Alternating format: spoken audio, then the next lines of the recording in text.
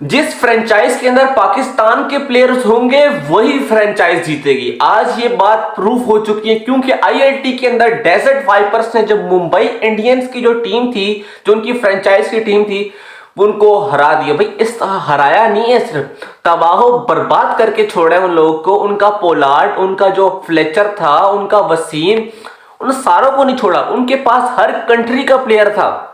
उनके पास दुबई का, एक दुबई के अपने प्लेयर्स थे उनके पास। उसके बाद उन्होंने वेस्ट इंडीज से प्लेयर मंगवाए हुए थे, फ्लेचर था उनके पास, पोलार्ड था। उसके बाद अफगानिस्तान के उन्होंने प्लेयर भरे हुए थे, इंग्लैंड के प्लेयर्स भरे हुए थे। हर जगह से उन्होंने प्लेयर का कॉम्बिनेशन बनाकर एक प्रॉपर टीम बनाई हुई थी उन लोगों ने। और एक तरफ डेजर्ट वाइपर्स ने दुबई, इंग्लैंड और पाकिस्तान के 5 प्लेयर्स जो थे वो उन्होंने बनाकर टीम बनाई हुई थी। और भाई इतनी खराब, इतनी गंदी बॉलिंग कराई है नसीम शाह ने। गंदी से मुराद मेरा वो वाला गलत बात नहीं है कि भाई बिल्कुल ही खराब फारिग बॉलिंग कराई है। 4 ओवर में 18 रन दिए, जहां पर बॉलर जो था वो बाउंसर एक्सपेक्ट नहीं कर पा रहा था, वहां पर नसीम शाह ने बॉलिंग कराई है। और वहां पर एकदम से नसीम शाह बाउंसर कराता है, तो वो जो प्लेयर था उसको समझ नहीं आती कि हाँ ये इस टाइम पे बाउंसर कराएगा। हाँ, वो इस तरह एकदम से उसकी आवाज निकल दी, ये कैसे बॉल आ गया। तो इस तरह वो बॉल कर रहा था, पेस ऑफ कर रहा था, पेस लेकर आ रहा था बॉल के अंदर। और नसीम ने 3 विकेट इस तरह निकाली है 4 ओवर में 18 रन देकर। खूबसूरत बॉलिंग कराई है। देखो मैं एक बार सारों का जो है ना वो प्रीव्यू करूंगा, सारों को जो है रिव्यू करूंगा। पहले जो है हम नसीम शाह के बारे में बात करें, क्योंकि जो मुझे लगता है ना मैन ऑफ द मूवमेंट जो था वो नसीम शाह था। अब देखो पोलार्ड जो था वो मेन आदमी था उनका। एक तो पोलार्ड जो ये हर बॉलर से कीड़े करता है, इसको पता नहीं है कि पाकिस्तान के बॉलर है सामने। एक तो ये समझते हैं कि सामने आईपीएल के बॉलर हैं या फिर और कंट्रीज के बॉलर हैं कि ये पंगा करेगा इसको छोड़ देंगे। जहां जिस तरह इसने मिचेल स्टार्क के साथ पंगा किया इसने, और जिस तरह इंडिया के बॉलर के साथ पंगा किया, अपने वेस्ट इंडीज के बॉलर के साथ पंगा किया, जो ब्रावो जब आईपीएल में था ये तो आपस में ही लड़ते रहते थे। तो ये जो पोलार्ड है ना ये हर किसी के साथ पंगा करता है। इसको सामने ये नहीं पता था कि पाकिस्तान के प्लेयर्स हैं। इसको पीएसएल से भी गैरत नहीं आई कि यार पीएसएल के अंदर भी हारिस रऊफ ने मुझे 154 के ऊपर बॉल कराकर जो है हारिस रऊफ ने मुझे बोल्ड मारा था। इसको वो भी याद नहीं आती बात। यार ये पोलार्ड जो है ना ये हर किसी के साथ पंगे करता है। वो अलग बात है, इसका थोड़ा सा हमें हंसा भी आता है, लेकिन ये बड़ा खतरनाक बंदा है, खतरनाक बंदा है, ये मॉन्स्टर टाइप का। लेकिन इसे ये नहीं पता पाकिस्तानी क्या लोग हैं, पाकिस्तानी हल क्या चीज़ है। तो नसीम शाह ने इसको ऐसा, पहले तो नसीम शाह ने कहा व्हाट, फिर इनके बारे में हीटअप मूवमेंट हुआ, जो उन्होंने आपस में जो इनके अंदर भड़ास थी वो दोनों ने एक दूसरे को निकाली। उसके बाद फिर जब नसीम शाह अगला ओवर कराने के लिए, अपना ख्याल से लास्ट ओवर था शायद उसका, तो उस ओवर के अंदर उसने पोलार्ड साहब को खा लिया। जहां पर पोलार्ड साहब ने गेम को फिनिश करना था वहां पर उसने पोलार्ड को आगे खा लिया। और ये जो मूवमेंट था बिटवीन पोलार्ड एंड नसीम वो जीत लिया मेरे दोस्त नसीम शाह ने।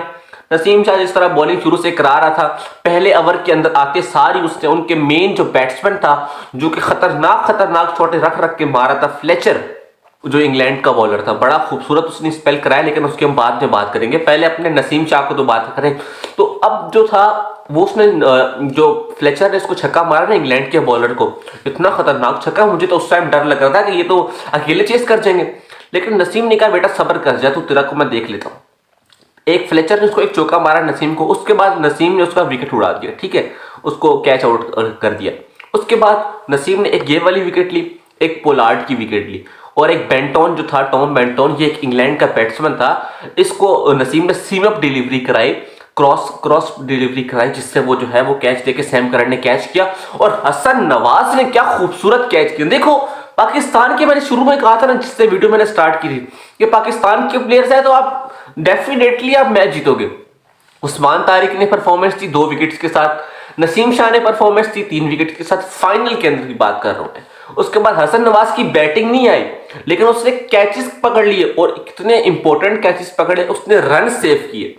अब देखो ऑस्ट्रेलिया का, जिस तरह वो ऑस्ट्रेलिया वर्ल्ड कप जीतती है, उनकी विनिंग के पीछे राज क्या है कि वो लोग जो है उनकी फील्डिंग बहुत स्ट्रांग है, वो रन्स को जो है रोकते हैं। अगर आप 2023 का वर्ल्ड कप जाकर देखें तो वो उनकी फील्डिंग आप देखें तो वो उन्होंने 2-2 रन सेव किए, बाउंड्रीज चौके बचाए हैं, कहां भागकर एक रन 2-2 रन सेव किए, और वो आखिर में जाकर उनके लिए ये फायदा बना कि वो वर्ल्ड कप जीत गए, सिंपल। तो इस तरह डेजर्ट वाइपर्स की हसन नवाज ने वो छक्का रोका, वो छक्का जा रहा था, उसने कहा अब तो कैच तो हो नहीं सकता, तो उसने वो छक्का सेव कर लिया कि हाँ भाई छक्का तो नहीं हुआ। इसी तरह उसने 3 कैचेस किए और एक तो कैच, बड़ा इंपॉर्टेंट कैच किया उसने। और वो उसने फुल डाइव मार के उस्मान तारिक का, जो उस्मान तारिक बॉल करा रहा था उस टाइम, उसने बड़ा डाइव मारे कैच किया और प्रॉपर बैलेंस के साथ उसने कैच किया। तो हसन नवाज जो है इसने भी, अब इसको बैटिंग तो मिली नहीं, अब बॉलिंग तो कराता नहीं, अब इसके पीछे क्या बचा इसके पास, फील्डिंग बची, उसने फील्डिंग के अंदर अपने 100% दे दिया। उसके बाद नसीम शाह था, नसीम शाह ने तो भाई कमाल ही कर दिया, उधर फायरी बॉलिंग कराई, ऐसे बाउंसर्स कराए, कटर्स कराए, पेस ऑफ किया, पेस ऑन डाला। तो इस तरह जो है ना, ये इस सारों को कंबाइन करके नसीम ने बॉल कराई 4 ओवर, और 4 ओवर में 18 रन दिए, 3 विकेट्स फाइनली। तो ये जो था बहुत अच्छी बॉलिंग, खूबसूरत बॉलिंग कराई है। कि अब देखो बाकी जो है ना, अब बात करते हैं 20 ओवर्स की ना, 20 ओवर्स के अंदर टीम के उनके पास 5-6 बॉलर्स हैं। अब 6 बॉलर्स हैं, उनके अंदर खाली 2 बॉलर्स ने पूरे ओवर्स कराए, 4-4 ओवर्स, उनमें एक दोनों पाकिस्तानी है। आप इस बात से अंदाजा लगा सकते हो कि दोनों पाकिस्तानी है, एक उस्मान तारिक और एक नसीम शाह, ठीक है। इन दोनों ने पूरे ओवर्स कराए 4-4, बाकी ने किसी ने भी भाई 4-4 ओवर्स नहीं कराए। एक बॉलर उनका था खुजाइमा, वो चौथा ओवर कराने के लिए आया था, लेकिन वो टीम ऑल आउट होगी। आखिरी विकेट खुजाइमा ने ली, जो कि यूएई का बॉलर है, दुबई वालों का। तो उसने जो है वो लास्ट विकेट आकर उड़ाई, जिस पर जो बोल्ड मारा था, हाँ उसने बोल्ड मारा था लास्ट विकेट पर आकर, और उनकी जो टीम थी 138 से 136 रन के ऊपर ऑल आउट हो गई। मतलब कि 182 का टोटल, और आपने 136 रन बनाए और आपकी पूरी टीम ऑल आउट हो गई। ये हाल है इंडियंस का। ये बड़ी बातें करते हैं यहाँ पर, ये वो बयान कस दिया, ये कर लिया, वो कर लिया, लेकिन इनकी असल औकात यही है कि ये है ना, इनके अंदर अक्ल कोई नहीं, दिमाग में इनके घू भरा हुआ है और कुछ भी नहीं। मैं इनके अंदर अपना ज्यादा टाइम बर्बाद नहीं करना चाहता, इसलिए इनके लिए अलग से एक प्रॉपर वीडियो बनाया जाएगा।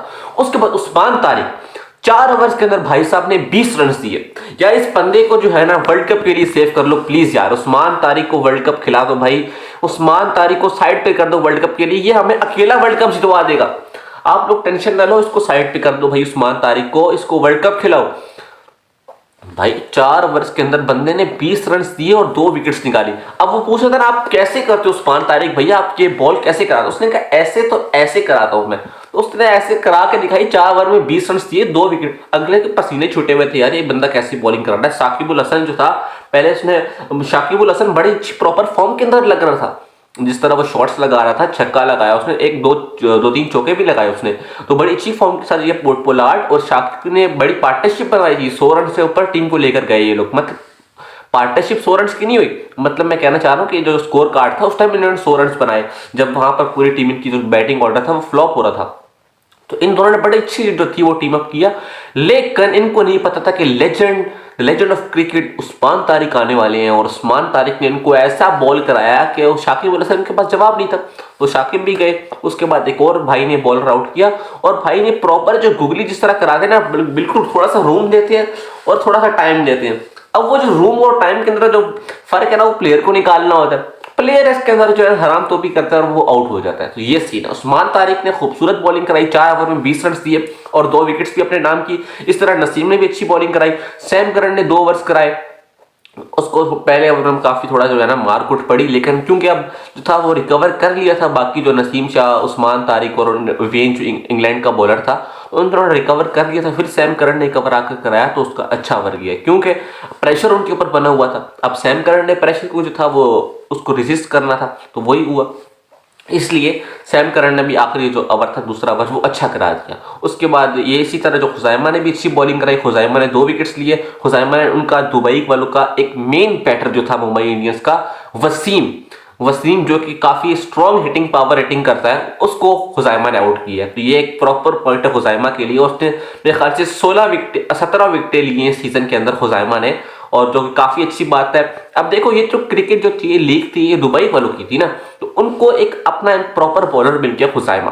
तो इस तरह अब वसीम तो उनके पास प्रॉपर बैटर है, तो इस तरह खुजाइमा उनके पास प्रॉपर बॉलर है। तो इस तरह ये सीन है। खुजाइमा ने बड़ी अच्छी बॉलिंग कराई है, वो परफेक्ट लेंथ के ऊपर बॉल करा था। नसीम शाह की तो बात ही ना करो ना, वो तो सीम ऑफ डिलीवरी के ऊपर परफेक्ट लेंथ, हैवी लेंथ के ऊपर बॉल करा रहा था, और उसका बॉल ग्रिप कर रहा था, स्विंग कर रहा था, ठीक है।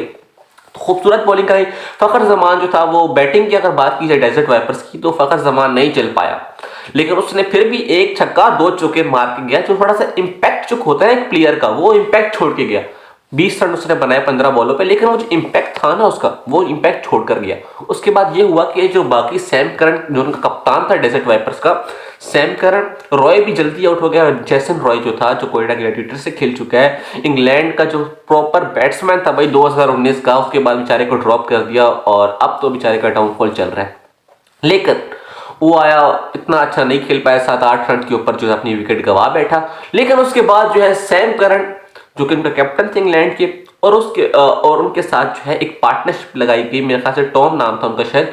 तो उन दो बंदों ने जो पार्टनरशिप लगाई, सैम करन ने 71 रन मारे और दूसरे ने भी 36 रन मारे। उसने अच्छा बैटिंग की, दोनों ने अच्छी पार्टनरशिप लगाई, जिससे जो था वो बैटिंग जो स्कोर कार्ड था वो अच्छा जो है ना इंक्रीज होता जा रहा था। रिक्वायर्ड रन रेट के मतलब मुताबिक जितना रन रेट रिक्वायर्ड था फाइनल के अंदर, जो अच्छा जो था वो इम्पैक्ट क्रिएट कर सकता है, वो उसके मुताबिक इन लोगों ने खेला। सैम करन ने भी 6 रन बनाए, उसके बाद वो आउट हो गए। लेकिन ये सारे इंग्लैंड के बैट्समैन थे। लॉरेंस इसके बाद आ गया, लॉरेंस और सैम करन ने पार्टनरशिप लगाई दोनों ने, और इन दोनों ने अच्छी पार्टनरशिप लगाई और अपनी टीम को जिता 182 रन के ऊपर ले गए ये लोग। और 182 के 4 विकेटों के नुकसान के ऊपर इन्होंने 182 रन बनाए 20 ओवर्स के अंदर, जो कि मुंबई इंडियंस दूर दूर तक चेस नहीं कर पाए और 132 रन के ऊपर अपनी विकेटें गवा बैठे। पोलार्ड साहब भी घर चले गए, फ्लेचर घर चले गए, सब घर चले गए। और ये टूर्नामेंट दुबई ILT 2025 का ना हुआ, 2025, क्योंकि अब 2026 के अंदर एंड हुआ है जाके, लेकिन स्टार्ट 2025 के अंदर हुआ था। चलो मैं इस तरह कह सकते हैं ILT टूर्नामेंट 2025-2026 जीत चुकी है डेजर्ट वाइपर्स, जिसके अंदर पाकिस्तानी प्लेयर्स थे। पाकिस्तानी प्लेयर्स, अब देखो, अब इससे पता है क्या फायदा होगा पाकिस्तानी प्लेयर्स को, कि अब जो बाकी फ्रेंचाइज है, शारजा वॉरियर्स हो गई, इनकी जो दुबई कैपिटल्स है, जो और अलग अलग टीम्स है, अब वो जो है वो अप्रोच करेंगी पाकिस्तान के प्लेयर्स को, ठीक है। अब इससे ये उनको होगा कि हाँ भाई पाकिस्तानी प्लेयर्स तो मैच जितवाते हैं। अब उन इस वजह से अगले टूर्नामेंट में आप देखना, लिख के ले लो, जो 2026 ILT का होगा, लास्ट में मेरे ख्याल से स्टार्ट करते हैं ना ये लोग, तो जो होगा उसके अंदर पाकिस्तान के प्लेयर सिलेक्ट होंगे।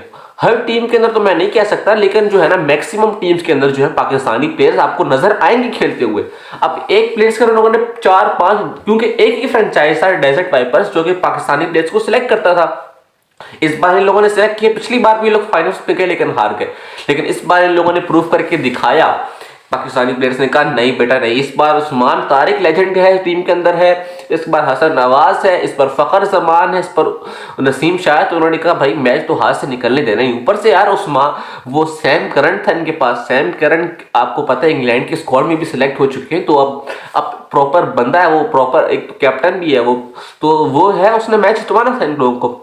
इन सारों की जो मेहनत की वजह से, इन सारों का हार्ड वर्क और इनके अंदर टीम वर्क नजर आ रहा था। इनकी प्रॉपर फील्डिंग थी डेजर्ट वाइपर्स की। कमेंटेटर जो थे वो फील्डिंग के ऊपर ही लगे थे, वो एक पॉइंट से हटे तो आगे कुछ बोले ना, वो उनकी फील्डिंग को भी लेकर बैठ गए कि यार इतनी प्रॉपर फील्डिंग कर रहे हैं लोग।